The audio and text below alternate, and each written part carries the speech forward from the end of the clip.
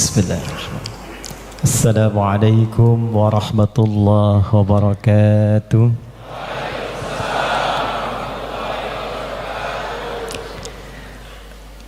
Alhamdulillah alladzi akmala kullan ni'am lil alamin ila masjid baitit talibin.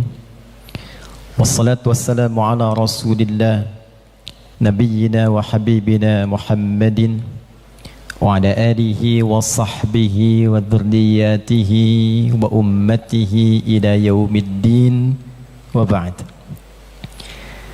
Yang kita hormati dan kita doakan, mudah-mudahan senantiasa dijaga, dimuliakan dan diberikan kesehatan paripurna oleh Allah Subhanahu wa taala untuk memimpin kementerian ini menuju kementerian yang mencerahkan dan berkemajuan.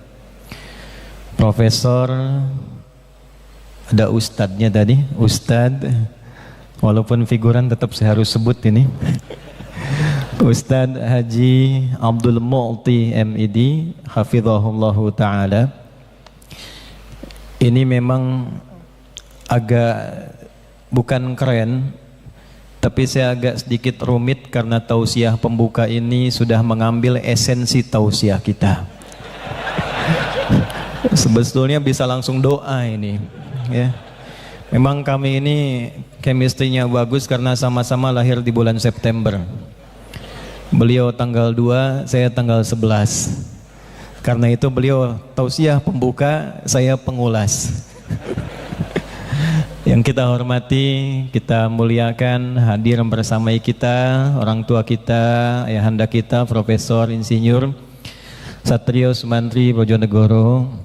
Tadi disampaikan beliau juga dulu bersama Prof. Malik Fajar, Allah yarham, menghidupkan, menginisiasi, membangun dan sehingga kita bisa menikmati Masjid Baitul Talibin ini. Mudah-mudahan digolongkan oleh Allah Subhanahu wa taala pada golongan yang pernah disebutkan Nabi sallallahu alaihi wasallam dalam riwayat Muslim.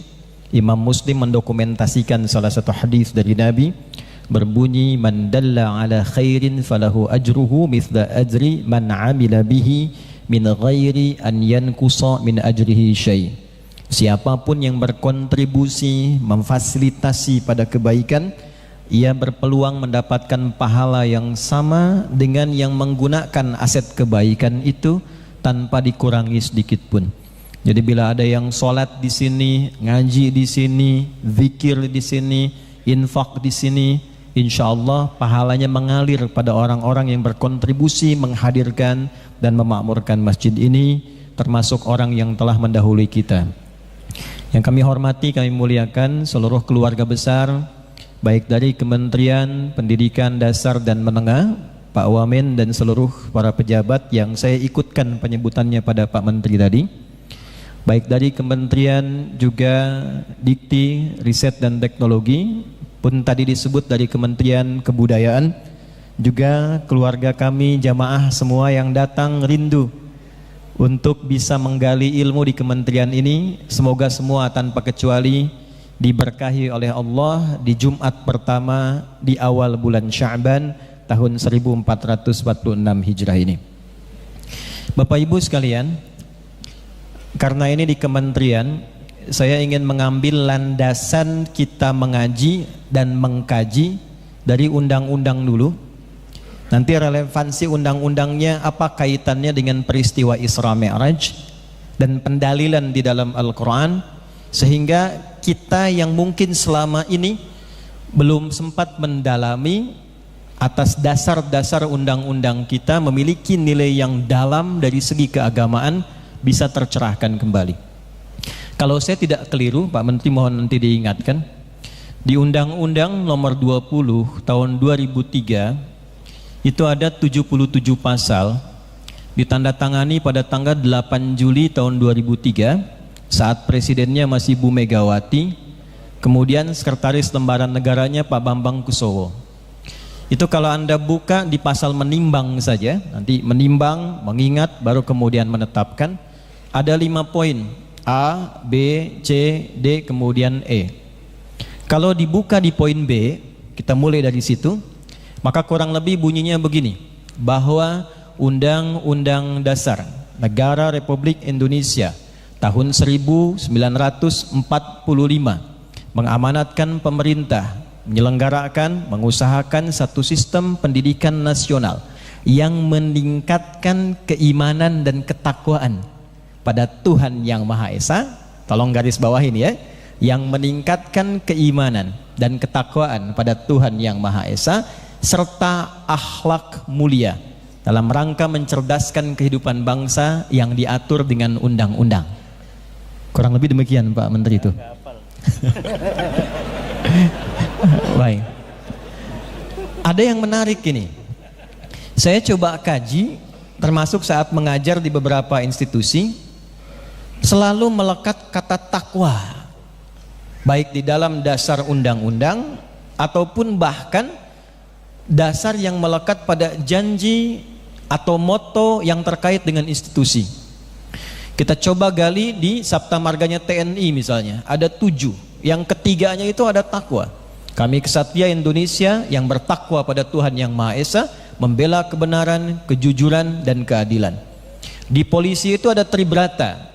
Yang pertamanya, kami polisi Negara Kesatuan Republik Indonesia yang bertakwa pada Tuhan Yang Maha Esa. Di hakim itu ada Pancadharma, 1 dari 5, nomor 1-nya, kami hakim Negara Kesatuan Republik Indonesia yang bertakwa pada Tuhan Yang Maha Esa. Jadi yang menarik, amanat undang-undang itu sebelum mencerdaskan kehidupan bangsa di bidang pendidikan, itu yang diinginkan itu membentuk pribadi takwa dulu. Ini ada rahasia yang sangat luar biasa ini. Kenapa orang tua kita dahulu, termasuk dari para penyusun undang-undang, itu mengawalkan takwa sebelum kecerdasan intelektual, menghadirkan kekuatan spiritual sebelum mendatangkan kekuatan intelektual. Ternyata secara riset, nanti kita akan kaitkan dengan peristiwa Isra Mi'raj dan esensi sholat. Manusia itu disebut manusia kalau dia memiliki 3 unsur utama. Tolong dicatat siang hari ini, kalau ada yang kurang 1 berarti dia bukan manusia itu. Dia jamaah yang sedang menyamar itu.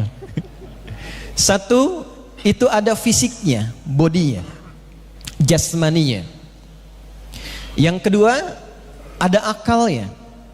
Untuk membedakan manusia dengan hewan, hewan tidak berakal, manusia berakal. Yang ketiga, itu ada rohnya, rohaninya, sumber kehidupannya. Jadi dari roh, kemudian akal, ada fisiknya. Hilang salah satu, hilang unsur kemanusiaannya. Rohnya hilang, ya, selesai, meninggal. Tinggal jasad, tinggal akal. Jasadnya kemudian kita lihat hilang akal, maka jadi hewan. Tidak ada jasad, tinggal roh dengan akal, gentayangan itu, ya. Jadi disebut manusia, dia harus punya 3 unsur.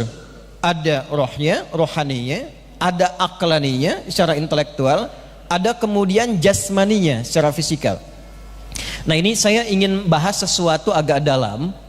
Ini mungkin jarang banyak dikaji. Karena itu saya minta fokus sedikit banyak, karena biasanya kalau siang, apalagi sudah makan siang dan adanya kajian di masjid, nanti mungkin lain kali Pak Menteri satu saat kita bahas kajian fikih setan. Jarang dibahas itu, ya. Kita sering hafal malaikat tapi tidak paham setan itu, ya. Kalau Anda sering tahu jalan yang lurus, mulus, tidak pernah tahu ada lubangnya, maka besar kemungkinan terpeleset. Nanti ada 9 jenis setan yang pernah disampaikan Nabi, dan salah satunya ada setan masjid. Saya mohon izin sejak berdiri untuk memberikan gambaran visual. Oh, Masya Allah.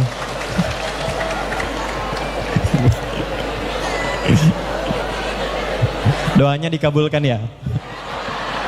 Baik. Mohon izin supaya saya tidak sia-sia menulis, saya cek. Ibu kelihatan ini? Alhamdulillah. Pak Menteri, cuma di Kementerian Pendidikan Dasar dan Menengah yang jamaahnya punya iman tingkat tinggi, sebelum saya tulis sudah kelihatan. Dari sekian kementerian, saya cuma dapatkan di sini itu. Jadi manusia itu Nanti kita juga akan masuk ke riset supaya agak komplit kajiannya.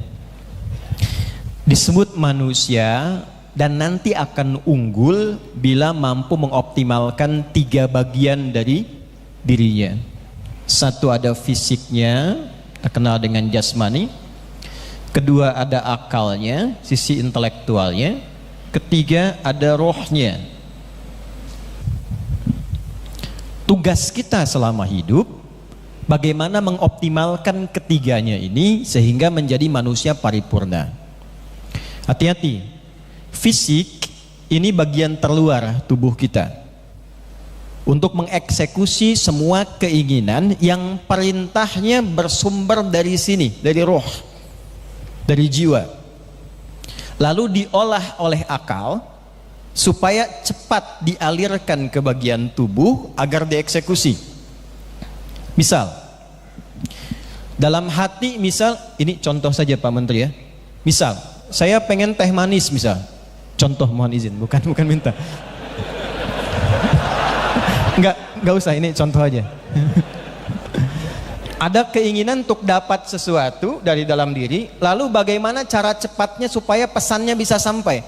Oleh akal difikirkan, diolah, diteruskan ke lisan, lalu disampaikan. Apakah dengan kalimat langsung atau berdehem, gitu ya, misal itu. Atau dengan cara apapun, jadi diolah oleh akal sampai ke tubuh, dieksekusi. Itu cara kerjanya. Dari sini penting kemudian supaya 3 instrumen fisik tubuh kita ini bekerja dengan baik, maka perlu kita rawat dan diberikan asupan-asupan yang positif. Fisik, butuh nutrisi, butuh makanannya, butuh proteinnya seperti kita dapatkan sampai siang hari ini. Saat yang sama, saat fisiknya itu perlu sehat, akalnya pun perlu sehat. Sering rame gitu kan, ada podcast, ada bahasan, ada kuliah, bahkan kuliah akal sehat, kuliah akal sehat ya. Akal sehat itu fungsinya hanya mengkonstruksikan perintah nanti dalam jiwa supaya mudah dieksekusi. Dia tidak membawa perintah, hanya mengkonstruksikan saja. Kerjakan ini, cepat lakukan ini. Semakin sehat dia, semakin banyak masukan yang dikonsumsi, bacanya rajin, belajarnya rajin, menganalisisnya rajin, seperti fisiknya mendapatkan asupan, akalnya juga mendapatkan asupan lewat pengetahuan, maka fungsi akal pun menjadi sehat. Tapi maaf, akal sesehat apapun, dia tidak punya otoritas untuk memberikan instruksi. Semua sumber instruksi yang diolah oleh akal dan diteruskan cepat ke bagian fisik, sumbernya semua ada di sini. Di sumber kehidupannya. Roh masuk ke dalam fisik menjadi nafas namanya. Dari sini muncul istilah bernafas. Quran surah ke-92 di ayat 7 sampai 10. Wa nafsin wa ma sawwaha fa'alhamaha fujuraha wa taqwaha. Maka demi jiwa di dalamnya ada roh yang telah aku sempurnakan saat masuk ke dalam tubuh. Jadi roh ditiupkan masuk ke tubuh kita, kurang lebih usia 4 bulan kandungan. Yang baca Al-Arba'in nomor hadis yang keempat ya. Kalau di Quran kita lihat di surah ke-7 ayat 189, kemudian ditegaskan di Quran surah ke-15 ayat ke-28 dengan cepat. Roh ditiupkan, masuk jadi nafas, kita bisa bernafas. Nah, saat roh masuk itu ada 2 bagian di tubuh kita nanti yang memberikan instruksi kehidupan. Satu yang positif disebut takwa namanya. Ini ada kutub takwa yang positif. Yang kedua, itu sebetulnya tidak disebut lawan langsung. Saya sering mengistilahkan dengan katalis namanya. Supaya bisa membawa yang positif ini, yang baik-baik muncul ke permukaan. Namanya fujur. Ya. Lawan dari takwa itu namanya fujur. Asalnya begini. Ini yang negatifnya. Jadi semua instruksi kebaikan, sifat-sifat baik, jujur, sabar, rendah hati, penyayang, perhatian, itu bila diakumulasikan keseluruhannya, namanya disebut satu saja istilahnya, takwa. Jadi kalau Anda lihat takwa, itu semua akumulasi sifat-sifat baik. Di sini ada jujur, di sini ada sabar, di sini ada rendah hati, dan seterusnya. Lawan dari ini itu fujur. Jadi kalau di sini ada jujur, di sini ada dusta. Walaupun Anda mengatakan tidak ada dusta di antara kita, potensinya tetap ada. Oke? Kalau di sini ada sabar, di sini ada apa? Marah.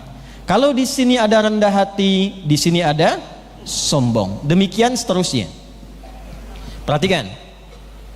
Ini pancaran yang kurang baiknya, ini pancaran positif yang baiknya. Kalau ini keluar tidak pernah dirawat, takwanya tidak pernah dirawat, tidak pernah dimunculkan, tidak pernah kita coba untuk hadirkan ke permukaan, maka nanti ini yang dominan. Rambatan keburukan disebut fujur, rambatan kebaikan disebut fajar. Wakil Menteri yang besok ulang tahun insyaallah, kita doakan beliau diberikan keberkahan. Baik. Jadi kalau ada wakil menteri di Kementerian Pendidikan Dasar dan Menengah namanya Fajar, itu akan merambatkan nilai-nilai positif dan kebaikan dalam kementeriannya. Tidak cukup dengan amin, kita lihat pembuktiannya nanti tuh.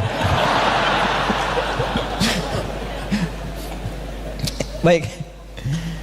Kalau dia memancar secara materi disebut infajar namanya. Quran surah kedua ayat 60. Wa idhistasqa Musa liqaumihi faqul nadrib bi'asakal hajar fanfajarat infajar.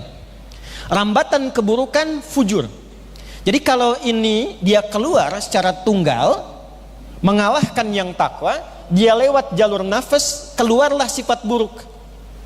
Dari fujur keluar lewat nafas, ditembuskan ke akal, keluar lewat perilaku yang buruk. Perbuatan buruknya itu disebut su namanya. Karena nafas ketemu su, maka seringkali fujur disebut dengan nafsu. Nggak pakai o. Ini ke sini, tembus ke sini, jadi su, ini perbuatan buruk, asu, maka nafas ketemu su disatukan menjadi nafsu. Asalnya begitu. Ditemukan di mana? Quran surat Yusuf. Ayat berapa? Saya tugaskan untuk mencari tadi. Yang bisa hadiahnya 5 juta. Serius. Umroh. Waktu habis, udah segera singkat. Udah, salah sendiri kelamaan. Surat 12 ayat 53, posisi paling kiri sebelah atas. Wa ma ubarri'u nafsi innan nafsa la'ammaratum bisu. Kita tidak bisa mengklaim diri paling suci, paling bersih, paling baik, karena tetap ada potensi yang kurang baik dalam diri kita. Jika itu dominan keluar, maka mengarahkan nafas kepada su. Bertemulah nafas dengan su menjadi apa? Nafsu. Nah, cara mengolahnya, ini mohon izin Pak Menteri, ini sampai jam berapa kita ya? Alhamdulillah bebas kita ya. Enggak, karena saya belum mulai, ini baru mukaddimah ini. Kan belum nyampe ke sholat ini ya. Saya gali dulu cara berpikirnya supaya kita paham dulu dasarnya, baru kita masuk pada inti bahasan. Karena dalam diri kita ini, kalau tidak diolah dan muncul tunggal fujurnya, maka menjadi nafsu, perbuatannya buruk. Oleh karena itu, konstruksinya, asal penyiptaan takwa dengan fujur ini, konstruksi asalnya seperti ini. Bapak Ibu sekalian, izin kembali ke Quran surah 92 ayat 7 sampai 10. Wa nafsi wa ma fa'alhamaha fujuraha wa. Perhatikan, ini konstruksi dasarnya. Qad aflaha man zakkaha. Man siapapun. Tolong fokus ya. Saya agak kurang sepakat dengan terjemahan di mushaf. Mungkin nanti bisa dikoreksi. Saya nggak tahu mushaf yang di sini. Man itu sering diartikan barang siapa. Nah, saya sampai berdiri di Masjid Baitul Talibin ini, saya belum pernah menemukan tuh barang punya siapa. Karena itu mungkin agak sesuai kita terjemahkan dengan siapapun, bahasa Arabnya ismun mausulun yadullu alal fardiyatil ambiyah. Statement konjungsi kata sambung yang ditujukan kepada setiap personal tanpa sekat, general siapapun. Jadi mau laki-laki, mau perempuan, besar, kecil, punya jabatan, belum punya jabatan, perhatikan kalimatnya. Man zakkaha qad aflaha, aku tegaskan, siapapun yang mampu mengolah dua hal ini dengan baik, mengendalikan fujurnya dengan takwanya, maka aku pastikan hidupnya akan cenderung sukses dan bahagia. Ya, sebentar, jangan amin dulu ya. Jadi izin Pak Menteri, di Quran itu ada sukses saja, belum tentu bahagia. Itu diksinya fauz namanya. 27 kali turunan ini disebutkan di Al-Quran. Ada fauz, fauzi, faizah, faizin, fauzan. Jadi kalau ada yang namanya faiz, faizah, itu orang diharapkan sukses selama hidupnya ya, walaupun belum tentu bahagia. Dasar katanya begitu ya. Yang kedua ada fariha, bahagia belum tentu sukses. Turunannya ada Farhan, Muhammad Farhan misalnya. Perempuannya Farah, ya Farah Queen dan turunannya misalnya ya. Itu kalau dinamakan Farah, Farhan artinya diharapkan bahagia selama hidupnya, walaupun belum tentu sukses. Nah, kalau Anda ingin dihadapkan pada dua pilihan, sukses belum tentu bahagia atau bahagia belum tentu sukses, bahasa bebasnya kaya tapi gelisah atau miskin tapi tenang, pilih. Nggak ada pilihan ketiga. Nah, karena Allah itu sudah tahu keadaan jiwa kita sebelum ditanya, maka menggunakan kod di depannya untuk menegaskan bahagia dan sukses. Bahasa Arabnya falah. Kalau dibentuk kata kerja menjadi aflah, maka pekerjaan Anda dimanapun, mau di kementerian, mau di rumah tangga, hidup bertetangga, hidup bersosial, seluruh pekerjaan Anda akan cenderung bisa sukses dan bahagia bila Anda mampu memanage keadaan dalam jiwa ini. Di poinnya. Diajarkannya asalnya bagaimana? Zakkaha, diterjemahkan dengan mencuci. Sungguh bahagia dan sukses orang yang mampu menyucikan dia. Izin, ibu kalau nyuci, itu ibu buang bajunya atau buang kotorannya? Kotorannya ya? Baik, enggak, saya mau masuk dasar filosofis ya. Artinya, kotoran itu diciptakan bukan untuk membuat bajunya kotor kan? Perhatikan, ini agak dalam ya. Kotoran diciptakan supaya menghadirkan bersihnya. Sebab kalau nggak ada kotor, bersih itu nggak akan muncul. Antum mungkin nggak nyuci mobil kalau nggak kotor? Halo? Jadi kotoran itu ditampilkan sebetulnya bukan karena ingin menunjukkan bendanya kotor, bukan, tapi ingin menampilkan yang bersih. Sebab kalau nggak ada kotor, bersih nggak mungkin muncul. Tiba-tiba baju bersih langsung dicuci, mau kena bersih dicuci, itu mustahil. Nah, sama persis cara kerjanya jiwa kita juga begitu. Ini fujur diciptakan bukan ingin membuat kehidupan kita bermasalah, bukan. Marah diciptakan bukan ingin membuat pribadi kita pemarah, bukan, tapi supaya sabarnya muncul. Sebab kalau tidak ada marah, sabar tidak mungkin muncul. Coba kalau bisa, nanti suami pulang ke rumah, gak ada angin, gak ada hujan, gak ada apa-apa, ibu langsung bilang, "Pak, sabar ya Pak ya," gitu. Itu saya yakin suaminya pasti tanya, "Mama sehat?" Mesti ada triggernya kan?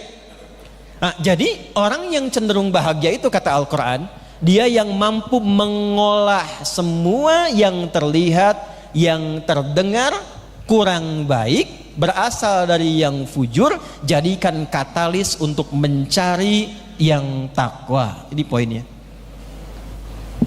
Prakteknya gampangnya begini, kalau ada pimpinan marah, Anda jangan ikut marah, cari lawannya. Marah lawannya apa? Sabar. Dititipkan amarah pada suami bukan ingin menjadikan suami pemarah, bukan, supaya kesabaran di istri itu menguat sehingga kuat menghadapi problematika yang akan dihadapi kemudian hari. Kalau cara berpikirnya begitu, itu luar biasa. Suami pulang ke rumah menemukan istri cemberut. Lawan cemberut apa? Nyup. Jadi begitu kemudian suami pulang menemukan istri cemberut, cari lawannya takwa. Idealnya begitu. Kalau bisa itu dilakukan, maka hidup kita, kata Al-Quran, itu cenderung membahagiakan dan sukses meniti karir. Mama, kayaknya kenal. Ini ada hadiah, emas 2 kilo misalnya gitu ya. Lawannya kan begitu. Ada orang berdusta, kita tahu cepat cari lawannya di takwa. Jadi semakin kita mampu mengoptimalkan jiwa takwa, semakin mampu mengeksplorasi nilai kebaikan, itu semakin dekat pada kesuksesan dan kebahagiaan. Lihat ada sifat malas di orang lain. Oh, dia malas, berarti ditunjukkan pada saya mesti rajin. Oh, dia tidak jujur, ditampakkan di hadapan kita. Oh, berarti ditampakkan pada diri saya, bukan yang lain, yang diinginkan pada diri saya, supaya takwanya muncul, bergerak menjadi pribadi yang lebih baik. Jelas sampai di sini? Mengapa undang-undang pendidikan dimulai dengan takwa, tidak dengan kecerdasan di sini? Karena secerdas apapun manusia dengan karakter intelektualnya, bila jiwanya bermasalah, moralnya pasti rusak. Yang berbahaya, akalnya diberikan asupan, gelarnya tinggi, belajarnya tinggi, tapi kehilangan kepribadian di karakter moral yang ada di spiritualnya, maka kecerdasan yang dimiliki tidak akan pernah mengarahkan kepada kebaikan-kebaikan dan maslahat. Saya tanya pada Anda, yang korupsi itu orang pintar atau orang bodoh? Semakin pintar kan semakin banyak ngambilnya, ya kan? Yang ke masjid juga begitu. Jumatan takbir pertama mundur cari kotak infak. Itu kalau nggak punya bakat, itu bahaya. Yang nggak punya bakat saja membahayakan. Ini dilatih dengan pengetahuan. Seorang pencuri motor pemula, praktek, dia kehilangan 3 detik. Kata pimpinannya selesaikan dalam 3 detik, dia masih 5 detik masih bergerak. Dia bilang sama pimpinannya, bos ini susah. Kata pimpinannya, sabar, terusin aja. Anda bisa bayangkan tuh, ya, kepintaran intelektual untuk mencari kata dan dorongan-dorongan tadi ditempatkan pada posisi yang salah. Itulah sebabnya kenapa undang-undang mendahulukan ketakwaan dibandingkan dengan kecerdasan intelektual. Karena para pendiri negeri ini menginginkan orang-orang yang membangun negeri ini, generasi emas ke depan, memiliki seluruh kematangan dalam bagian dirinya, baik kematangan spiritual, kematangan intelektual, dan kematangan fisikal. Kalau sudah seperti ini, baru kita bicara generasi emas, baru kita bicara masa depan, dan baru kita bicara bagaimana membangun ke depan. Ini mukaddimahnya. Sekarang kita masuk kepada inti pembahasannya. Saya mohon izin agak saya lambatkan sedikit, agak saya pelankan. Bagaimana cara kita bisa mengeksplorasi jiwa takwa ini sehingga bisa menjadi pribadi yang baik seutuhnya, mensupport pada kecerdasan akal, dan bisa diterjemahkan dalam kehidupan fisikal kita. Di dalam Al-Quran, kata takwa ini yang mengiringi nafas disebutkan sebanyak 115 kali beserta seluruh derivasinya. Dan penyebutan yang pertama di dalam surah kedua Al-Baqarah, di ayat kedua sampai dengan ayat kelima, setidaknya diisyaratkan ada 3 amalan yang bila itu dikerjakan maka bisa mampu merubah kehidupan pribadi, khususnya seorang muslim, bisa menjadi lebih baik, lebih pintar, dan lebih kuat. Perhatikan statementnya ya, lebih baik, lebih pintar, dan lebih kuat. Dan nanti kita akan lihat di akhir, semua sahabat Nabi yang diajarkan 3 amalan pokok ini, seluruhnya dengan seluruh profesi mereka yang berbeda-beda, mendapatkan 3 keutamaan ini. Fisiknya dikenal paling kuat, orangnya dikenal paling pintar, jiwanya dikenal paling soleh, dan semua profesi mereka apapun itu selalu sukses di bidangnya dengan capaian tertinggi. Quran surah kedua Al-Baqarah di ayat yang kedua sampai 3, saya cepat. Dzalikal kitabul hudal lil Siapa muttaqin, orang takwa yang dimaksudkan di situ? Isi Al-Quran itu, kata Allah, jangan pernah Anda ragukan kandungannya. Di dalamnya ada pedoman berkehidupan yang sangat bermanfaat untuk orang takwa. Siapa orang takwa itu ya Allah? Ayat 3-nya, alladzina. Catat ini. Tuh. Ketika Quran menawarkan tentang ketinggian takwa, kata yang ditampilkan itu bukan tunggal. Bentuknya konjungsi dalam bentuk jama', kata sambung bentuk jama', alladzina, disebutkan 1080 kali dalam Al-Quran. Ismun mausulun yadullu alal jam'iyatil jama'. Paham? Tidak.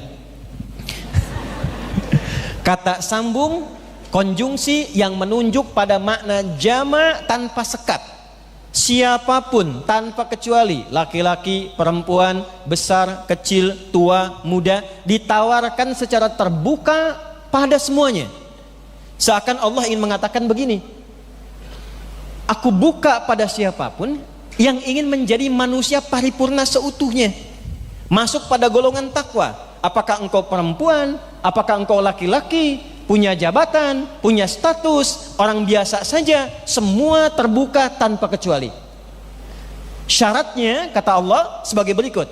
Perhatikan dan lihat korelasinya dengan undang-undang yang tadi kita bacakan. Alladzina yu'minuna bil ghaibi wa yuqimunas. Ketemu di situ? Alladzina yu'minuna, yaitu orang-orang yang mau meningkatkan kualitas imannya. Sambungkan ke undang-undang Sisdiknas tadi, ya, mengamanatkan pemerintah, mengusahakan, menyelenggarakan satu sistem pendidikan nasional yang meningkatkan keimanan. Selaras ya? Oh, hati-hati nih. Jadi poin pertama sudah dapat nih. Dan ketakwaan pada Tuhan yang Maha Esa. Wa yuqimunas shalah. Ternyata instrumen takwa itu, kalau kita ingin mengolah potensi baiknya keluar, yang buruknya hilang, yang baik-baiknya muncul, mengarahkan pada kesuksesan, amalan utama yang diperkenalkan oleh Allah adalah sholat. Apa namanya? Amalan pertamanya. Jadi ketika Quran memperkenalkan amalan sholat, itu tidak diperkenalkan dengan amalan formal ritual yang dibuka dengan takbir, ditutup dengan salam, tapi yang diperkenalkan itu oleh Allah terlebih dulu keistimewaannya. Kalau Anda bisa tunaikan dengan benar, lihat kalimatnya Bu, Pak, itu ada iqamah, setelah itu ada alif lam. Silahkan Anda cek semua kata sholat dalam Al-Quran yang bentuknya ibadah, itu selalu menggunakan alif lam, dan bentuknya selalu khusus. Kalau tidak pakai kata ganti dhamir, pakai alif lam. Wa aqimus shalah wa atuz zakah. Aqimis salata liduluki syamsi wa aqimis salat. Selalu menggunakan bentuk alif lam. Kalau tidak pakai alif lam, itu umum maknanya. Anda mau khusyuk, mau tidak, mau paham, mau tidak, itu masih umum. Tapi kalau menggunakan alif lam, itu seperti artikel the dalam bahasa Inggris, ya. There are so many cars outside. Itu banyak sekali mobil di luar. Oh, the cars is mine. Mobil yang itu punya saya. Artikel the khusus, spesifik. Di setiap ayat, kenapa sholat menggunakan alif lam? Untuk memberikan kesan bahwa sholat itu tidak biasa. Ada keistimewaannya, ada aturannya. Jika Anda tunaikan dengan benar sesuai aturan ini, Anda mendapatkan keistimewaannya.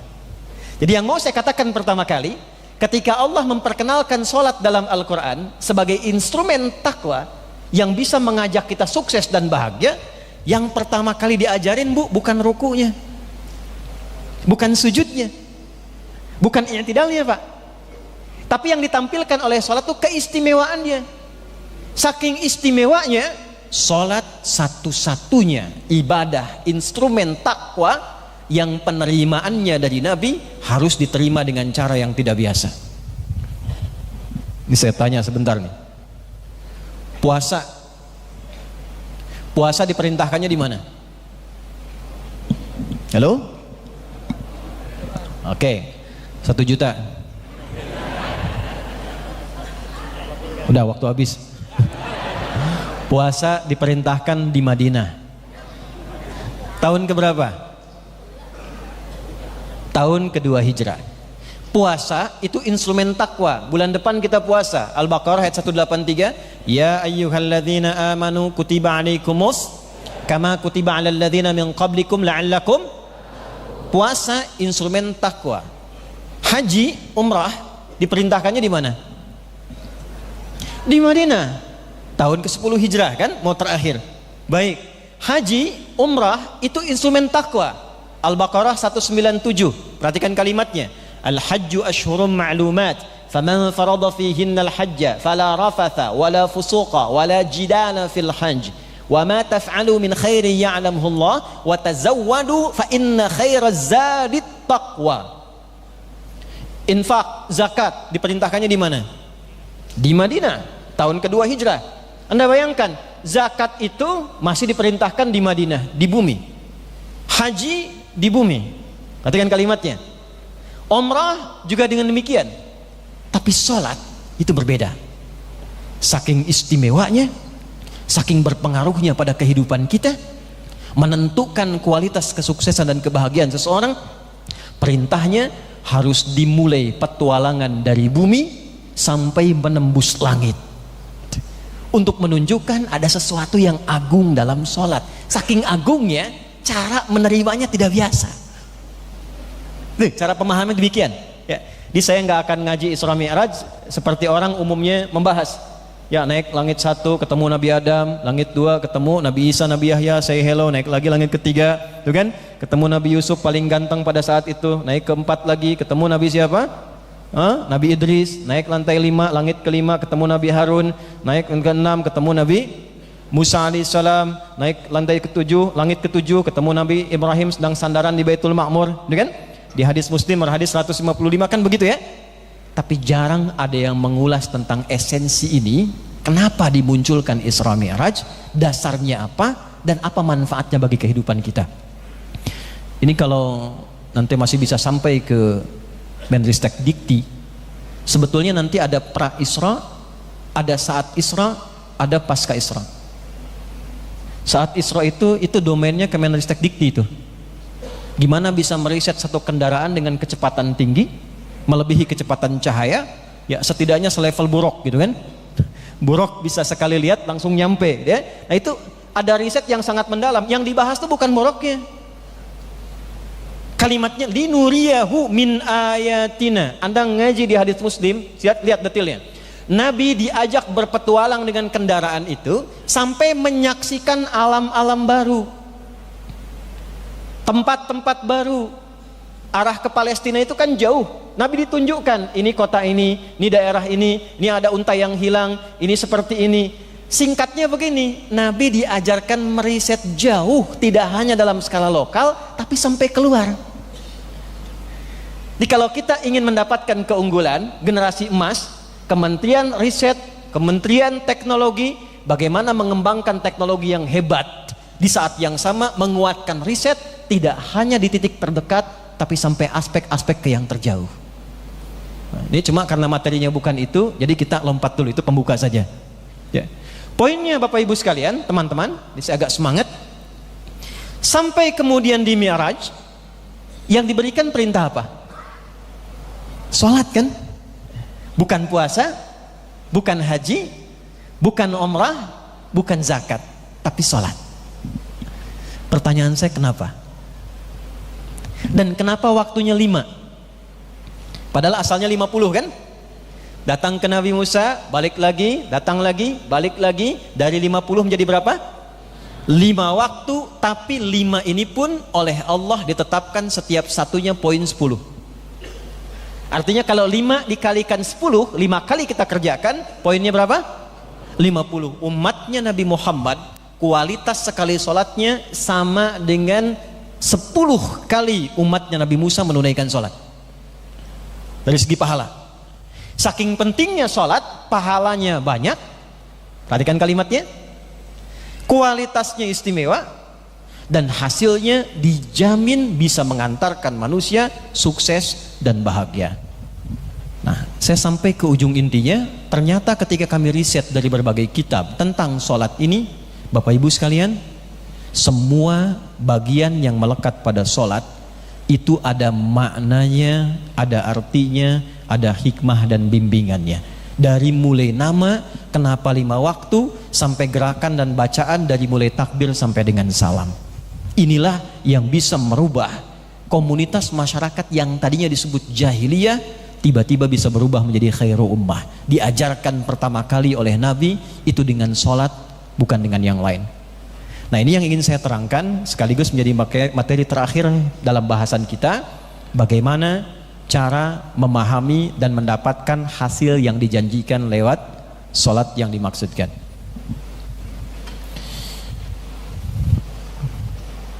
Saya mau tanya sebentar, izin pelan-pelan. Sholat itu berapa waktu? Yuk kita sebutkan. 1, 2, 3, 4, 5. Oke, dapat poinnya ya. Sholatnya 5 waktu. Apa keistimewaan sholat? 1 tadi sudah disebutkan oleh Pak Menteri. Sholat bukan hanya pembuktian keimanan kita kepada Allah semata, tapi saat yang bersamaan ada janji Allah dalam sholat yang bisa mengantarkan kita tadi pada kesuksesan dan kebahagiaan. Dan hebatnya setelah diriset dalam Al-Quran, orang yang sholat dengan benar akan diberikan oleh Allah 5 keutamaan yang tidak diberikan pada orang yang tidak sholat. Jumlahnya 5 waktu, keutamaannya 5. Dan 5 ini dijanjikan mengantarkan pada kesuksesan dan kebahagiaan. Anda masih ingat di awal saya katakan kalau sukses dan bahagia bahasa Arabnya apa? Masih ingat? Falah kan? Falah. Fokus ini. Kita menunaikan sholat 5 waktu, dipanggil nggak? Tandanya tiba waktu sholat itu ada apa? Adzan. Artinya adzan apa? Adzan asalnya dari kata udhun, artinya telinga. Jamaknya adzan. Lafaz ini disebut adzan karena akan terus diperdengarkan pada orang yang masih punya pendengaran dan telinga. Dan ini satu-satunya lafaz di muka bumi yang tidak berhenti selama 24 jam. Ini yang menjadikan waktu sholat bisa beda. Ini Jakarta dengan Bekasi beda 2 menit, Bekasi dengan Depok bisa beda 3 menit, Depok dengan Karawang beda sekian menit. Kalau kita kumpulkan 24 jam sedunia, adzan satu-satunya lafaz yang tidak pernah berhenti di muka bumi ini, diperdengarkan pada orang yang masih punya telinga dan pendengaran.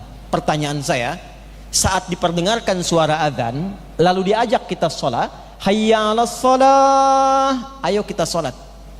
Lalu Anda bertanya, kenapa ya Allah kami harus sholat? Perhatikan jawabannya. Allah tidak mengatakan supaya engkau buktikan engkau itu hambaku, engkau menyembahku, engkau bertuhan padaku. Lihat jawabannya yang diviralkan setiap hari, hayya 'alas shalah. Setelah itu 'alas shalah. Jadi cara membacanya begini. Ternyata saat dipanggil adzan itu, diajak sholat, itu panggilannya indah, diajak sukses, diajak bahagia. Duhai Anda yang pagi ketemu siang, belum sukses pekerjaannya, diperdengarkan di telinganya, hayya 'alas shalah, ayo sholat. Kenapa ya Allah? Hayya 'alal falah, engkau merasa belum sukses, datang kepadaku. Bukankah aku yang memiliki segala kesuksesan? Aku yang punya jawaban, aku yang punya segalanya. Anda yang belum bahagia, hayya 'alal falah, datang, Allah berikan kebahagiaan. Jadi kenapa dibuat 5 waktu? Supaya semua pergantian waktu dalam sehari terasa sukses dan bahagia dalam hidup kita. Subuh ketemu siang, selesai masalah. Siang ketemu sore, selesai masalah. Sore ketemu maghrib mau malam, selesai masalah. Mau tidur pun dipanggil dulu supaya sebelum tidur tuh bahagia dulu. Jangan sampai ada orang tidur membawa kegelisahan. Allah tuh paling gak ingin dengan sifat rahmannya. Ada hamba sudah capek kerja siang, mau tidur pun masih capek juga. memang yang tadi kata Pak Menteri yang belum selesai itu masih tidur. Jadi kenapa dibawa sholat? Itu filosofinya yang pertama, landasannya diinginkan oleh Allah sebelum tidur pun tenang dulu, bahagia dulu, dan selesai semua urusan pekerjaannya. Nah sekarang pertanyaannya, dari apa yang dijanjikan ini, berapa yang sudah kita raih selama sholat kita tunaikan? Apakah sudah kita bahagia? Sudah kita sukses? 3, sudahkah sudah melahirkan ketenangan sholat yang kita lakukan? 4, saya urut, sholat yang bila dilakukan dengan benar sesuai tuntunannya bisa membuat seseorang mudah terkabul doanya. 1, sukses dan bahagia. 2, dianugerahi ketenangan mendalam di hatinya. 3, diantarkan, ini poin penting, pada kemudahan jawaban dalam doa. Saya urut. 1, diberikan ketenangan. 2, diantarkan pada kesuksesan dan kebahagiaan. 3, diberikan jawaban dari doa dengan cepat. Setiap orang yang sholatnya bagus, doanya itu mustajab. 4, ini mungkin banyak sekali juga diharapkan oleh teman-teman sekalian, dibimbing oleh Allah berubah menjadi pribadi yang lebih baik. Dan yang 5, dibangkitkan di hari kiamat dengan wajah yang berbinar, bahagia di 3 alam.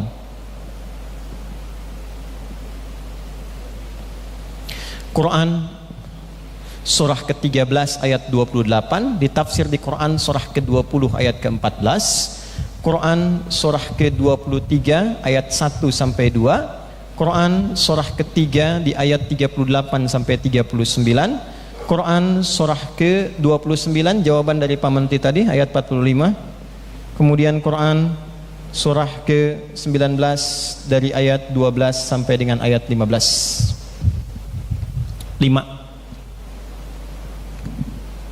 Bila sholatnya benar, dijanjikan dalam Al-Quran semua orang yang sholatnya benar diberikan 5 keistimewaan ini dalam hidupnya, bahkan sampai dia berpulang ke hadirat Allah di akhirat kelak.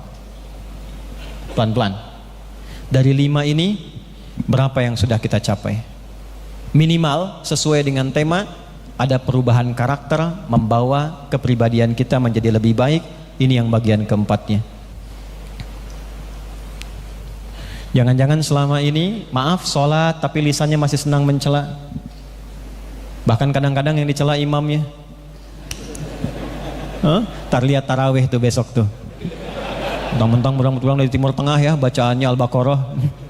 Tetangga aja yang pulang dari Mesir bacaannya Kulhu misalnya. Nah, tuh. Coba dicek tuh. Ya, mohon maaf, sholatnya sama, di masjid juga, Quran yang dibaca sama, pengajiannya sama, kok bisa saling menjatuhkan? Kok bisa bikin hoax? Kok bisa berbuat hal yang keliru? Padahal standarnya orang sholat itu begitu dia sholat pasti merubah kepribadiannya menjadi lebih baik. Ya, Quran surah 29 ayat ke-45. 1 ayat ini saja, yang lainnya tidak akan saya kaji. 1 ini saja untuk kita evaluasi sampai dengan siang hari ini, khususnya di masjid ini, berapa manfaat sholat yang sudah dihasilkan selama ini kita sholat berupa perubahan pada karakter kehidupan kita. Utlu ma uhiya ilaika minal kitab wa aqimis shalah innas salata tanha 'anil fahsya wal munkar. Sungguh tancapkan pada hatimu yang paling dalam, kalau sholatmu benar dikerjakan, itu pasti merubah pribadimu menjadi lebih baik, terbebas dari 2 sumber keburukan. Maaf, ini nanti untuk kajian ya di unsur kementerian. Kalau ada siswa yang kurang baik, orang tua yang kurang baik, guru yang kurang baik, kita yang kurang baik, itu kata Al-Quran sumbernya cuma 2. 1 fahsya, keburukan yang bersumber dari syahwat faraj. Maaf, pornografi, porno aksi, ya, kata-kata kotor, jorok, LGBT dan turunannya, itu fahsya. Jadi kalau ada orang sholat, nggak mungkin berkata-kata kotor. Itu mustahil. Karena ketika sholat ditunaikan dengan benar, yang kotor itu hilang, yang baik yang muncul. Ibu kenal Umar nggak? Bilang kenal, saya pulang.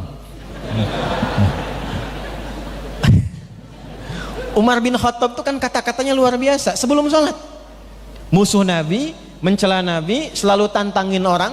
Yang berani dengan saya ketemu di Bukit A, ya, pamit dulu pada ibu yang telah melahirkannya, karena ia akan pulang tanpa nama. Umar. Tapi jenius. Saat ada musim jualan Tuhan, yang lain pakai, ada yang batu namanya wathan, ada yang kayu namanya sonam. Umar itu menggunakan roti. Jenius, jualan Tuhan menggunakan roti. Musim panas dia keliling, lelah, capek, lalu disimpan rotinya karena lapar, ditaruh di atas. Dia katakan, ya Lata azirini ana jawaan. Lata, maafkan saya lapar betul, pinjam kepalanya sebentar, nanti saya ganti lagi, katanya. Ya, poinnya bukan itu. Poinnya, orang ini dari mulai kata-katanya yang tidak biasa, perilakunya yang kasar, tapi ketika masuk Islam dan dilatih dengan sholat, itu merubah pribadinya menjadi luar biasa istimewa. Tidak ada yang keluar di lisannya kecuali kebaikan. Tidak ada yang tampak dalam perilakunya kecuali kemuliaan. Bapak Ibu silahkan cek, nggak ada sahabat Nabi setelah masuk Islam berbuat fahsya. Coba cek sahabat Nabi yang pernah terjangkit LGBT, ada nggak?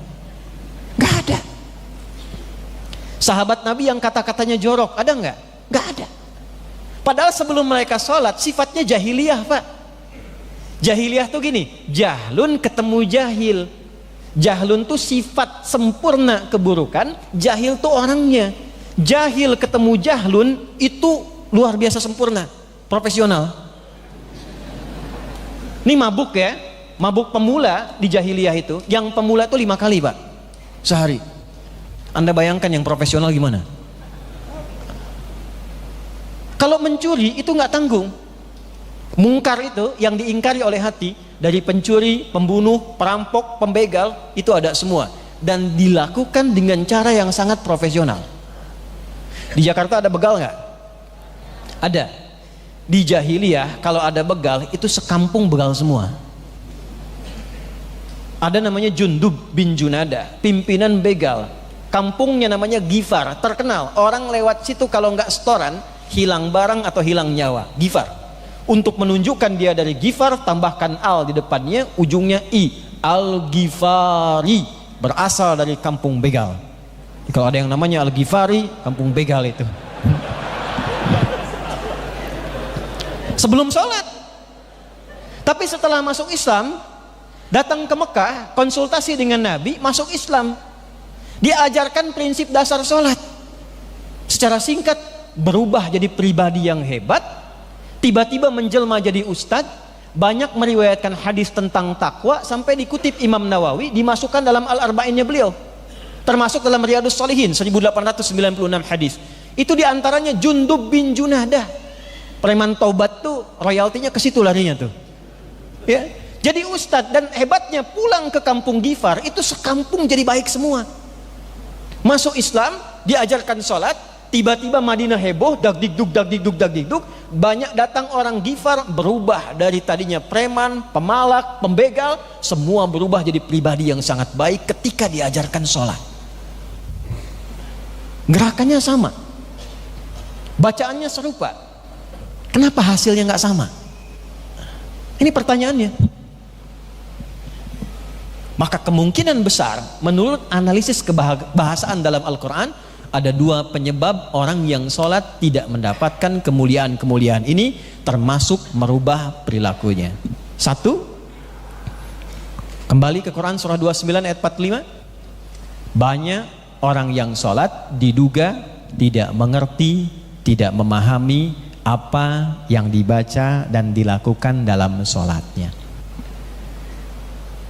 Coba saya tanya ulang, dari sekian ribu ruku dan sujud, berapa yang dipahami bacaannya? Kenapa tangannya begini? Kenapa takbirnya begini? Kenapa yang dibaca Allahu Akbar? Jangan-jangan selama ini ruku gak ngerti apa yang dibaca, sujud tidak paham apa yang dipahami. Padahal pembuka ayat keistimewaan sholat dibuka dengan kata tilawah. Utlu ma uhiya ilaika minal kitab wa aqimis sholat. Ibu, wahyu pertama apa, Bu?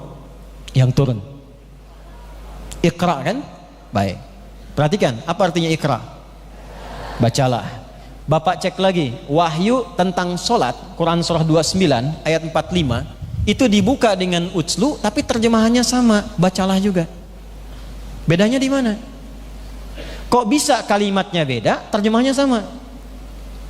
Kalau Iqra itu permintaan untuk membaca sesuatu tanpa tuntutan memahami, yang penting baca. Karena itu dulu kita punya buku belajar bacaan Quran, kan? Ada Iqra, ada qiraati, kan? Yang penting baca, kan? Nggak dituntut paham, ya kan? A fata a, ba fata ba, fa fata fa, lam doma u lu, apa lu, kan? Tapi kan nggak dituntut paham. Kenapa harus paham ini begini? Kenapa itu begitu? Sama di tingkat dasar juga begitu, kan?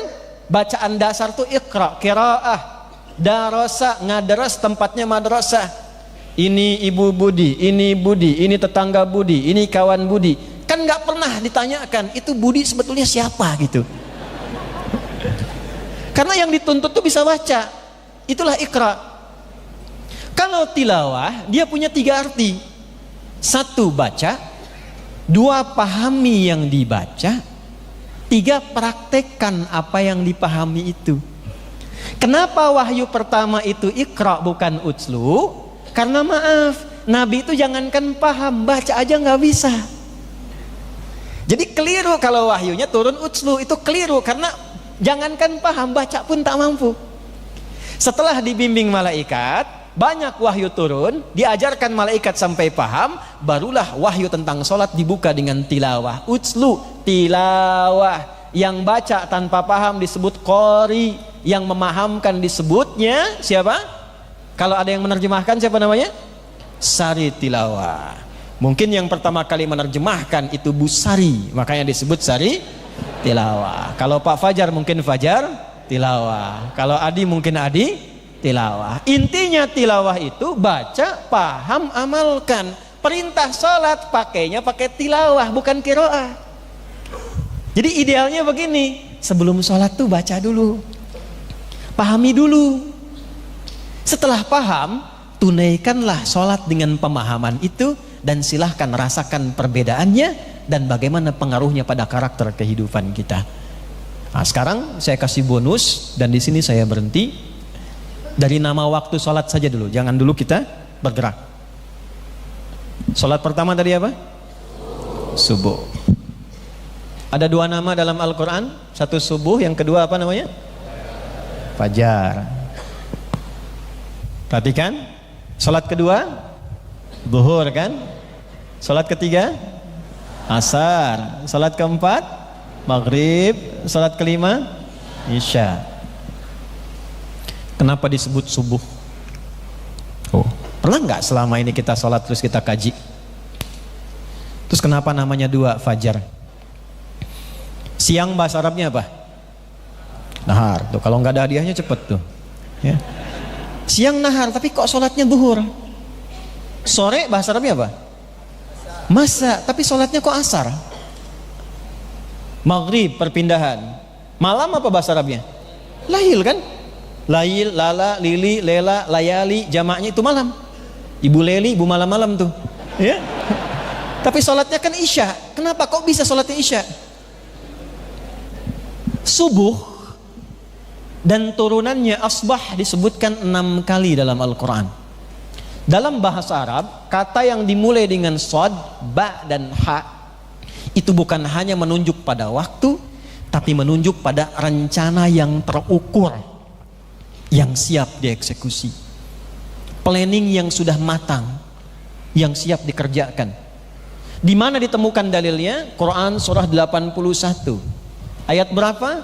18. Was-subhi idza tanaffas. Dan aku bersumpah demi waktu subuh saat awal nafasmu itu bermula, dan disitulah tertata aktivitasmu yang siap dilaksanakan. Jadi kalau orang Arab tanya, kaifa asbahta ya akhi? Itu bukan hanya nanya kabar, tapi juga memberikan isyarat bagaimana kabarmu dan punya rencana apa di hari ini yang akan kamu jalankan. Di orang Islam itu bangun dari tidur, disiapkan sholat subuh, bukan sekedar sholatnya saja. Anda, saya, kita baru bangun tidur, itu sudah ditanya oleh Al-Quran, hari ini punya rencana apa? Nanti jam 4 ada di mana? Jam 5 mengerjakan apa? Malam nanti apa yang akan dilakukan? Dipanggillah kita menunaikan sholat, bukan sekedar datang, tapi membawa agenda yang telah siap kita rencanakan. Dari mana praktek nabinya? Di Sunan Abu Daud. Nomor berapa? 1367. Rawinya siapa? Ibnu Abbas radhiyallahu ta'ala anhuma. Kalau Anda buka kitab Sunan Abu Daud, nomor hadis 1367, rawinya dari sahabat Ibnu Abbas radhiyallahu ta'ala anhuma, itu langsung dipraktekkan dari bangun tidur oleh Nabi SAW. Kana Nabi sallallahu alaihi wasallam, adalah kebiasaan Nabi sallallahu alaihi wasallam, idza staiqadha min naumihi, kalau bangun dari tidurnya, famasaha biyadihi min athari naumih, pertama menghilangkan ngantuk dulu. Enggak langsung baca doa. Bukan saat ngantuk baca sehingga tidak sadar apa yang dibaca. Alhamdulillahilladzi ahyana ba'da ma amatana wa ilaihin nusyur. Bangunnya jam 3 pas amat melek jam 5. Sadar dulu. Setelah itu apa? Faqara'a khawatima Ali Imran, maka beliau membacakan, mengeluarkan 11 ayat terakhir surah Ali Imran sebagai agenda hidupnya dunia sampai akhirat. Kalau dibawa ke Kementerian Pendidikan ke sini, subuh itu seakan ingin memberikan kesan apa visi kementerian sampai 5 tahun ke depan misalnya, setidaknya kebijakan apa yang mau dibangun, rencana jangka pendeknya apa, jangka menengahnya apa, jangka panjangnya apa, yang harus dihilangkan jangka saku. Itu subuh. Nah karena itu satu-satunya sholat di dalam Quran yang diminta saat sholat bawa agenda supaya minta pertolongan Allah dimudahkan. Jadi bangun tidur sudah ada agenda, dipanggil lewat sholat, dalam sujud kita minta kemudahan. Ya Allah, mudahkan urusanku hari ini, lancarkan urusanku, lindungi dari hal-hal yang merusak, lindungi dari hal-hal yang menyulitkan. Itu bahasa Arabnya disebut dengan Quran. Ada Al-Quran, ada Quran, itu beda. Al-Quran itu dari Al-Fatihah sampai An-Nas. Kalau Quran semua bacaan yang kita sampaikan, zikir, istighfar, doa, permohonan, semua disebut dengan Quran. Khusus sholat subuh, saat cahaya fajar membelah kegelapan malam, datang subuh, kita tidak hanya diminta sholat, tapi diminta oleh Allah membawa agenda yang telah kita siapkan di hari itu. Di mana dalilnya? Surah ke-17 Isra, ayat berapa? 78. Quran surah 17 ayat 78. Aqimis salata liduluki syamsi ila ghasaqil laili wa qur'anal fajr. Inna qur'anal fajri kana mashhuda. Tunaikan olehmu salat. Salatnya disebut dari tergelincir matahari, zuhur, asar, ghasaqil laili, maghrib, isya. Salatnya, tapi begitu fajar, wa qur'anal fajri. Jangan sekedar salat. Agenda kamu hari ini apa? Kau mau kemana? Allah Maha tahu, tapi kita ditanya balik. Sudah terencana belum agenda hari ini? Tuh anak-anak muda, kapan lulus kuliah? Berapa IPK-nya? Kapan nikah? Ayo. Insya Allah yang belum kiamat kurang 2 hari lah, ya. Jadi orang sukses itu orang yang punya planning. Kalau Anda nggak punya planning, itu hilang setengah kesuksesan.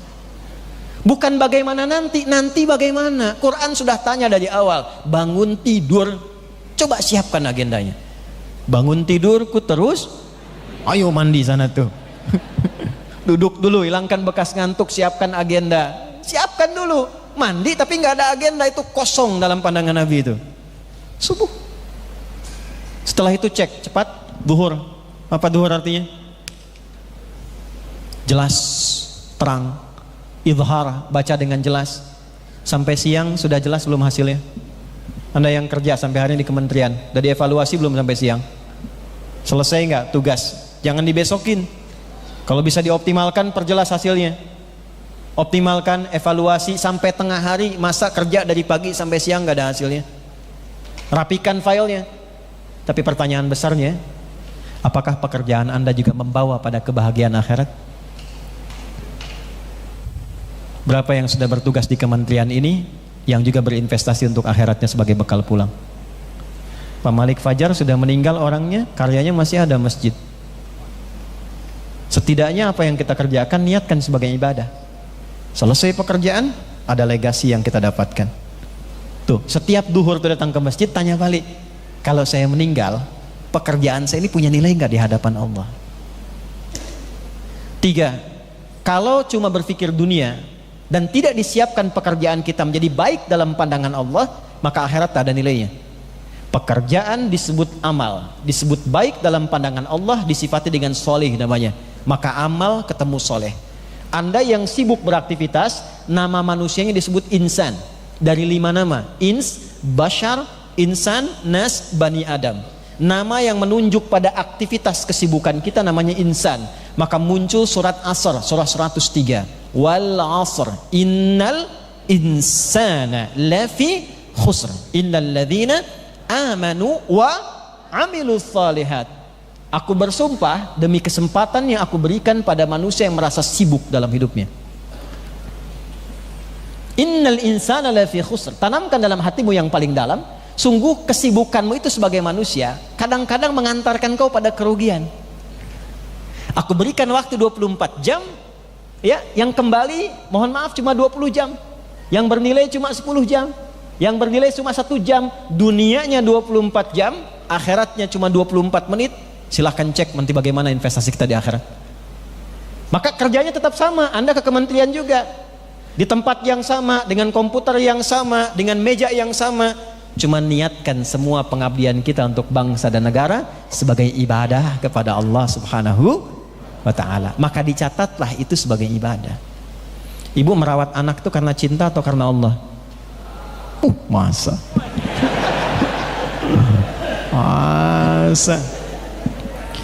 Kalau ibu rawat karena Allah, pasti ibu dekatkan anak itu supaya taat dengan Allah. Cek pakaiannya, cek disekolahkan di mana. Sama bapak ibu, mohon izin kalau kalimat ini agak langsung. Kalau di kementerian ini pun kita ingin berusaha menunaikan amanah undang-undang, meningkatkan iman dan takwa, mendekatkan amanat ini kepada anak-anak bangsa dengan Tuhannya, tapi ternyata dalam prakteknya menjauhkan dari Tuhan, maka tidak menjadi investasi kebaikan di dalamnya. Tinggal tunggu perpindahan pada waktu gelapnya. Muncul maghrib, terakhir isya. Tahu artinya isya? Saya langsung nih, saya kasih jeda kurang lebih sampai 10 detik. Umrah bintang 5 di Mekah dan di Madinah. Apa artinya isya? 1, 2, malam sampai Cengkareng. 5, 6. Gak usah di Google, gak akan ketemu.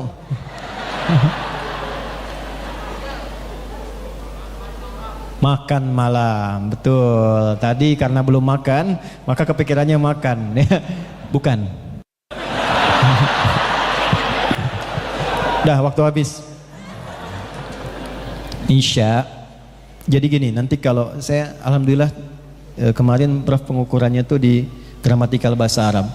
Jadi Quran itu termasuk di bahasa Arab itu ada 12 juta entry termasuk harokatnya. Fathah, kasrah, dhammah termasuk sukun tuh ada maknanya. Termasuk sukun. Ya, ini cerita sebentar. Saya ini waktu ke Garut ada jamaah, ini kisah nyata. Dia punya pohon sukun, punya berkah juga dari Cipanas, terus punya kolam ikannya. Jadi kalau ke sana mancing ikan, kasih kelapa, kasih alpukat, kemudian sukun. Datang kepada saya, sudah dimasak, dipotong, bilang, Ustadz, ini sukunnya masih hangat. Saya bilang, Pak, ini bukan sukun, ini fathah. Kalau di atas bulat, masih sukun. Dia jatuh ke bawah, kasrah. Istri Bapak potong-potong sampai terbuka. Masak, ini fathah namanya. Kalau banyak terkumpul di nampan, ini dhammah. Saya kira dia tangkap itu bercanda. Beliau bawa itu nampan ke belakang ke isinya di dapur. Beliau katakan, Mama, kata Pak Ustadz ini bukan sukun. Apa Pak? Fathah. Ada asya, pakai fathah. Ada isya, pakai kasrah. Kalau sesuatu yang terbuka, fathah, itu menunjukkan makna yang masih aktif, berinteraksi, sibuk. Makanya aishan lil bahth anil ma'isyah. Kita ini hidup untuk mencari kesibukan guna mendapatkan pemenuhan kebutuhan. Namanya ma'isyah. Aish hidupnya, asya aktivitasnya. Kalau harakatnya sudah turun ke kasrah, khafad, pecah, habis, itu artinya selesai semua kegiatan, tugasnya selesai, purna selesai, dan semua kesibukan tuntas. Kenapa sholat terakhir disebut dengan isya? Membuka kegelapan malam sebelum mata terpejam, ingin memberikan pesan yang dalam bahwa pastikan semua pekerjaanmu itu punya nilai, baik untuk duniamu, sukses juga untuk akhiratmu, sebelum matamu terpejam. Sebab sesibuk apapun kau bertugas, pada akhirnya semua itu akan tuntas dan tinggal kewajiban kita untuk dihisab kembali kepada Allah Subhanahu wa taala. Jadi kalau kita menatap dan memaknai semua waktu sholat itu seperti ini, pasti akan berpengaruh pada karakter pribadi kita. Ada sesuatu yang berubah. Bangun subuh sudah nyiapkan agenda, zuhur sudah evaluasi, tingkatkan semangat kerja, sampai asar menjadi pribadi yang bermanfaat, dari ujung kepala sampai ujung kaki. Maghrib mulai berpikir bagaimana kalau ini berpejam, berakhir kehidupan saya terpejam untuk selamanya. Berapa yang kita dapatkan dari semua itu? Ini kita belum sholat, baru dikasih waktu, takbir aja kan belum. Kenapa tangannya begini? Kenapa kakinya itu tidak terlampau lebar? Kenapa tidak terlampau rapat? Kenapa harus jajar dengan bahu? Itu ada maknanya. Abdurrahman bin Auf mempraktekkan berdiri seperti ini saja, dipraktekkan dalam hidupnya. Hasil riset kami terakhir itu merubah hidupnya, terbimbing bisnisnya sampai jadi orang paling kaya di masanya. Valuasi asetnya kurang lebih 14.000 triliun saat beliau wafat. Cuma dari berdiri, mempraktekkan makna itu.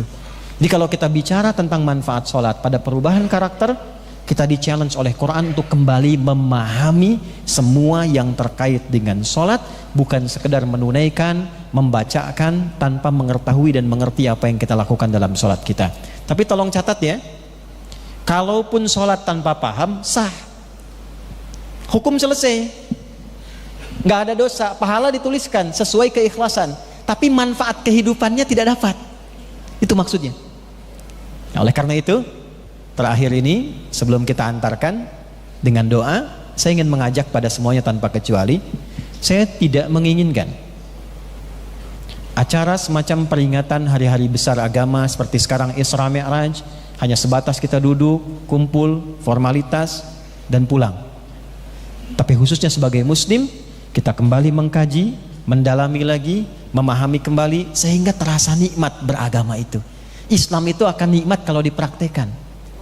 Kalau hanya menjadi catatan, itu hanya menjadi kajian dan tidak akan terasa kenikmatannya berislam dalam kehidupan kita. Saya kira itu yang bisa kita uraikan. Kita akhiri dengan doa yang mengantarkan pada asar. Mudah-mudahan apa yang kita bahas diterima oleh Allah Subhanahu wa taala. Sebelum saya sampaikan doa, saya ingin bertanya, siapa yang di sini karyawan yang paling senior telah mengabdi di Kementerian Pendidikan Dasar dan Menengah? Angkat tangannya. Yang paling senior. Ibu, berapa tahun? Berapa? 35 tahun. Siapa yang di atas 35? 40 tahun. Di atas 40 tahun. Ada ibu yang di atas 40 tahun? 35 tahun ada? Mana? Ada? Ibu berapa tahun? 38 tahun. Ada di atas 38? Ibu belakang? Iya? 56 tahun. 50 tahun. Kalah Pak sama itu Pak. 50 tahun. Ada lagi yang di atas 50 tahun? Dah ya? Ya, semoga diterima oleh Allah Subhanahu wa taala. Diberikan keberkahan dan kebaikan. Nah, oleh karena itu, teriring dengan doa itu, kita berikan hadiah menunaikan ibadah umroh Nah, insya Allah ya kalau diizinkan. Oh bukan di sini, nggak jadi ya Bu. Memang nasib tuh begitu kadang-kadang. Yang kementerian, Bapak ya 40 tahun, Bapak dan Ibu yang 38 tahun, ya masing-masing insya Allah nanti kita fasilitasi untuk keberangkatan ya. Di Mekah dan Madinah kita berikan hadiah bintang 5 insya Allah atas seizin Pak Menteri. Kalau Pak Menteri tidak mengizinkan ya berarti mari kita berdoa, mudah-mudahan doa kita diijabah dan diterima oleh Allah Subhanahu wa taala. Allahumma taqabbal minna innaka antas samiul alim wa tub alaina innaka antat tawwabur rahim. Nahmaduka hamdan syakirin kama 'allamtana an nahmadak wa nashkuruka syukran kama 'allamtana an nashkurak antal muqaddim wa antal muakhir biyadikal khair innaka 'ala kulli syai'in qadir. Allahumma barik ya Allah hadhil wizarah kama barakta ya Allah wizaratil ukhra tamaman mubarakah. Ya Allah, turunkan, anugerahkan dan liputkan keberkahan sempurna pada kementerian ini, Kementerian Dasar dan Menengah ya Allah, seperti Engkau berkahi berbagai institusi-institusi baik di masa-masa yang lalu. Allahumma aj'al ya Allah ra'isaha waj'al jami'a ummaliha ya arhamar rahimin mubarakin wa mahdiyin min indika ya arhamar rahimin. Ya Allah, jadikan setiap orang yang bertugas di level tinggi sampai level bawah di kementerian ini orang-orang yang Kau berikan petunjuk untuk memberikan dedikasi terbaiknya ya Allah bagi kementerian ini, bagi bangsa, bagi masyarakat, bagi negaranya. Sehatkan mereka ya Allah, berikan kekuatan paripurna dimanapun berada di seluruh lapis kehidupan negara kesatuan Republik Indonesia ini. La tada'lana fi maqamina hadha wa fi kulli maqamin dhanban illa ghafartah. Ya Allah, jangan biarkan ada satu orang pun yang datang di acara ini membawa dosa kecuali Engkau ampuni seluruh dosa-dosanya. Wala hamman illa farajtah, jika ada yang datang membawa kegelisahan mohon tenangkan hatinya. Wala dainan illa qadaitah, jika ada yang diliputi oleh utang piutang mohon limpahkan rizki untuk melunasi utang-utangnya. Wala maridan illa syafaitah, jika ada yang sakit mohon sembuhkan ya arhamar rahimin. Allahumma ihfadz biladana Indonesia waj'alha baldatan thayyibatan wa anta tardaha. Ya Allah, mohon jaga negeri kami Indonesia, jadikan negeri yang makmur, yang baik, yang Engkau ridai ya arhamar rahimin. Allahumma ihfadz ya Allah mujtama'aha waj'alhum muwahhidina wajadibhum tafruqah. Ya Allah, mohon jaga masyarakat Indonesia dimanapun berada, satukan kami dalam kebaikan, jauhkan kami dari perpecahan. Wahfad ya Allah ra'isaha ya arhamar rahimin, wahfad sihatahu waj'alhu ya Allah min ibadikas salihin dan mahdiyin adilin ya khafif hisabahu yaumal qiyamah. Ya Allah, mohon jaga dan rawat para pemimpin kami dari mulai level atas sampai level bawah, jaga kesehatan mereka, kuatkan mereka dalam memimpin bangsa ini, berikan kemampuan untuk bersikap adil yang meringankan hisab mereka di akhirat kelak. Allahumma barik ya Allah kullal asatidzah fi jami'i buqa' Indonesia. Allahumma ya Allah fasih lahum ya Allah rizqahum ya arhamar rahimin wasbir lahum ya arhamar rahimin. Ya Allah, mohon berikan kesejahteraan, kebaikan, keberkahan para guru-guru di seluruh wilayah Indonesia ini. Ya Allah, lapangkan kehidupan mereka, ikhlaskan mereka dalam berdakwah, berikan kemampuan pada bangsa ini untuk mensejahterakan mereka ya Rabbal Alamin. Allahumma Rabbana atina fid dunya hasanah wa fil akhirati hasanah wa qina adzabannar. Wa sallallahu ala sayyidina Muhammad wa ala alihi wa sahbihi ajma'in. Wa akhiru da'wana subhanakallahumma rabbana wa bihamdika nashhadu an la ilaha illa anta nastaghfiruka wa natubu ilaik walhamdulillahi rabbil alamin.